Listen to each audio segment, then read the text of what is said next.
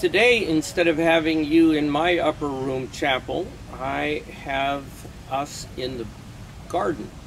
Now you may ask, why a garden on Maundy Thursday? Well, let's think about that. What I'd like to do first is read to you from the Gospel of St. John.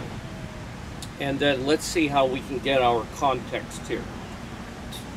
The Maundy Thursday liturgy is an evening liturgy, and it'll be at 7 o'clock tonight, and I'm sincerely praying that all of you will be able to watch that live streaming of the Mass tonight.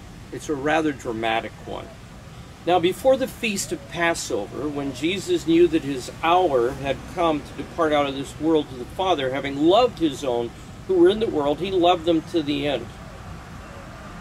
And during supper, when the devil had already put it into the heart of Judas Iscariot, Simon's son, to betray him, Jesus, knowing that the Father had given all things into his hand, that he had come from God and was going to God, rose from supper, laid aside his garments, and girded himself with a towel.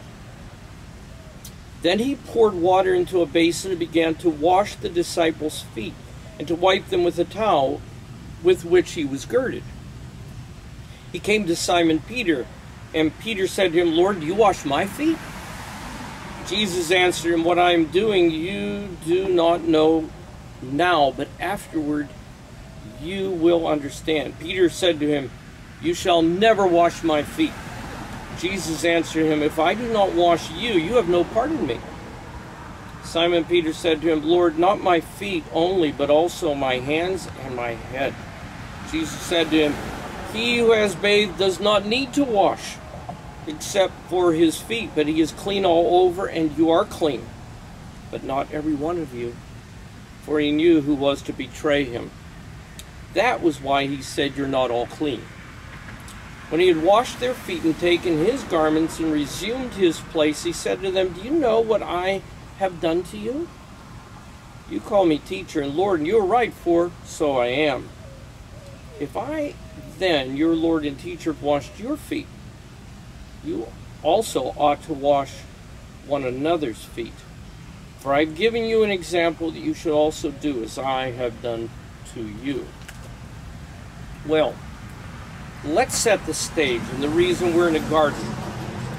You know that what we've just read is from the upper room. And by the way, there is the upper room today still in Jerusalem that one can visit.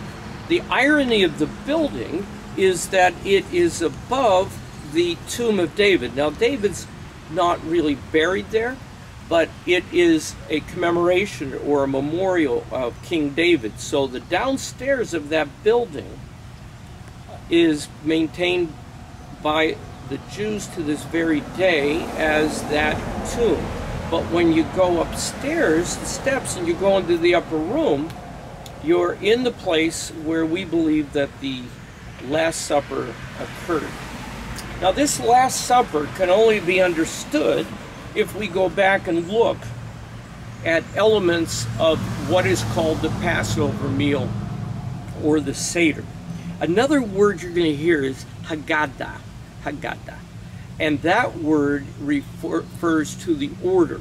And what you'll see on the table is you're going to see various elements of the Passover meal which remind the people who are Jewish of why they're celebrating this Passover meal. Celebrating the fact that they have come out of Egypt, lo, those many generations ago. And it was not with ease. It took 40 years. But in this Passover meal, they have some things that remind them of what life was like. In fact, you may recall in one reading in the scriptures, it talks about the one who dips with me is the one who's going to betray me. And the apostles are a little bit troubled because they even get to a point when they're told someone's going to betray Jesus of saying, "Is it I, Lord?" Now, why would they say, "Is it I, Lord," if they were 100% sure that they wouldn't? Something for you to ponder. Is there a possibility within each one of us that there are times when we can deny Christ, where we might even betray him? Is that potential within each one of us? But you see, One of the most dramatic dippings that we have, and there are two dippings in the course of the Seder meal, but one of the most dramatic ones is where the spring green is then, sometimes it's parsley. I was pondering what I could tell you because there are three different possibilities here, but let's say parsley is dipped into salt water because it reminds us of the spring and something that has potential. But the salt water represents the tears of the people of Israel who were making their way after all these plagues, after getting out of there on their way to the promised land. A lot of tears went into building the pyramids and being treated like slaves.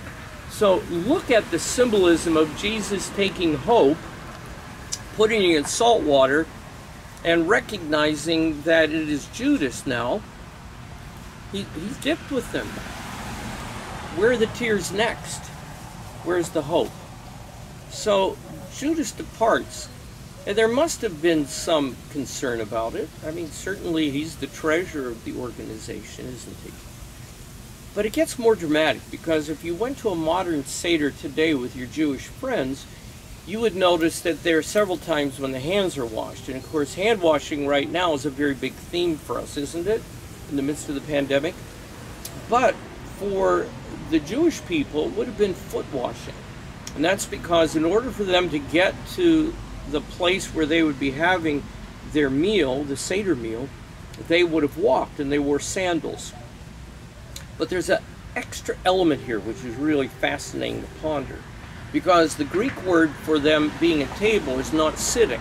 So when you think of the Last Supper, don't think of people as sitting in a chair. In fact, the Greek word there for what they're doing at the table is the same Greek word that is used when they're talking about the feeding of the 5,000.